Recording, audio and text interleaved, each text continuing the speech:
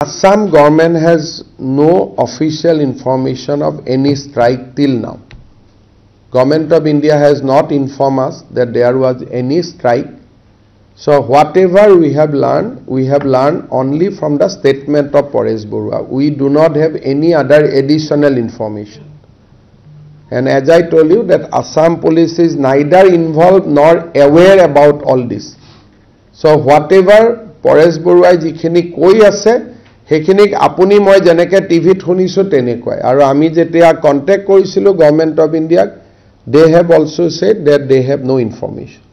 মই নাভাবো ৰিটালিয়েট কৰিব বুলি কাৰণ অসম তেউটো অসমৰে অসমত কি ৰিটালিয়েট কৰিব বমটো পাতি মাৰিলেতো অসমৰে মাটি যাব অসমৰে স্কুল যাব অসমৰে ৰাস্তা হ'ব তেওলোকেতো অসমৰ ভালৰ কাৰণেহে আন্দোলন কৰি আছে ইয়াত কিয় বেয়া কৰিব যদি বেলেগ জায়গাত ৰিটালিয়েট কৰে মই নাজানো কিন্তু অসমত ৰিটালিয়েট মানে কি মুখ মাৰিছে কাৰণে মোৰ নিজৰ ঘৰখনকে মই ভাঙি দিছো হেতুটো হ'ব নোৱাৰে অসমখনটো মুৰে ঘৰ নহয় তেওৰুটো ঘৰ হয় গতিকে নিজৰ ঘৰত নিজে কি আক্ৰমণ চলাব